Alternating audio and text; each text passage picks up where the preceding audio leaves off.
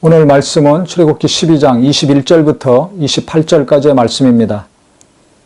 모세가 이스라엘 모든 장로를 불러서 그들에게 이르되 너희는 나가서 너희의 가족대로 어린 양을 택하여 유월절 양으로 잡고 우슬초 묶음을 가져다가 그릇에 담은 피에 적셔서 그 피를 문 임방과 좌우 설주에 뿌리고 아침까지 한 사람도 자기 집 문 밖에 나가지 말라.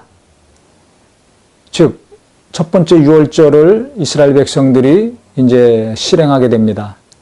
때가 차서 하나님의 장자를 치시는 재앙이 이제 닥치는데 이 유월절의 어린 양, 그 피를 우설초에 발라가지고 문 좌우 설주와 임방에 바르되 아침까지 절대 집 밖으로 아무도 나가지 못하게 하라 명령하셨습니다. 왜 그렇습니까?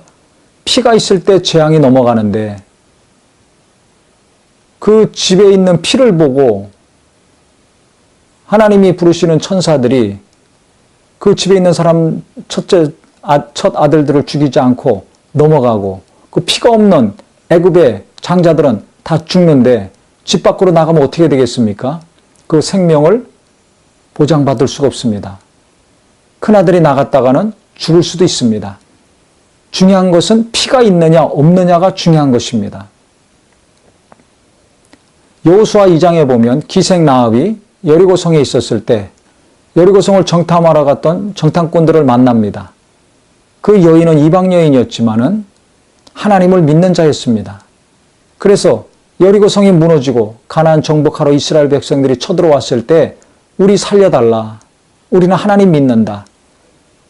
그때 약속을 했습니다. 붉은 줄을 매달을 테니까 그 집에 있는 자들은 다 구원해달라. 그래서 여호수아가 여리고성 점령했을 때 명령을 내렸습니다. 그 기생 라합의 집에 있는 사람들은 다 구원해주고 나머지는 다 죽여라. 그래서 붉은 줄이 매달려 있던 라합의 집에 있던 사람들만 구원받고 나머지는 다 죽었습니다.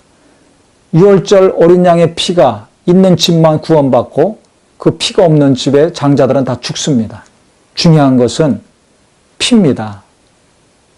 바로 라합의 붉은 줄도 예수의 피를 의지하는 겁니다. 예수의 피가 있는 집 사람이 구원을 받는다는 것입니다. 문설주와 임방에 양의 피가 없다면 죽습니다. 예수의 피가 없으면 죽는 것입니다. 그러니까 유월절 지금 이 사건이나 기생 라합이 구원받은 사건이나 똑같습니다. 이 두 사건이 예표하고 있는 것은 그 실상은 뭡니까? 예수님이 이 땅에 오셔서 피 흘리시고 우리를 구원해 주신다는 거죠.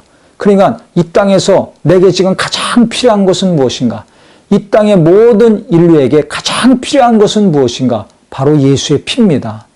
아무리 재물이 중요하고 건강이 중요하고 명예가 중요하다 할지라도 예수 피가 없으면 죽습니다.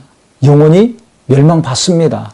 이 땅에서 잘 살았는데 영원히 불과 유황으로 타는 못에 참여한다면 그 얼마나 안타깝겠습니까? 한 번 죽는 것은 정하신 것이요 그 다음에 심판이 있다고 성경은 말하고 있습니다. 죄값은 내 영혼이 담당할 수밖에 없습니다. 그 영혼이 사는 비결은 예수의 피를 힘입고 죄를 용서받는 것밖에 없습니다. 이것은 돈으로도 안 되고 지식으로도 안 되고 권력으로도 안 됩니다. 이 땅에 어떤 힘으로도 할 수 없습니다. 오직 예수의 피를 힘입을 때 예수께서 하나님의 아들이신 죄가 없는 그분이 이 땅에 오셔서 내 죄를 담당하시고 피 흘려 죽으시고 부활하신 것을 내가 인정하고 믿을 때 우리는 그 예수의 피로 말미암아 죄 사함 받고 영원한 생명을 얻게 됩니다. 그래서 우리가 다시 한번 내가 예수 믿고 구원받은 것이 얼마나 중요한가? 내 가족들에게 필요한 것은 무엇인가? 다른 어떤 것보다도 예수의 피가 되어야 될 것입니다. 내가 사랑하는 사람들에게 주어야 될 가장 최고의 선물은 무엇인가?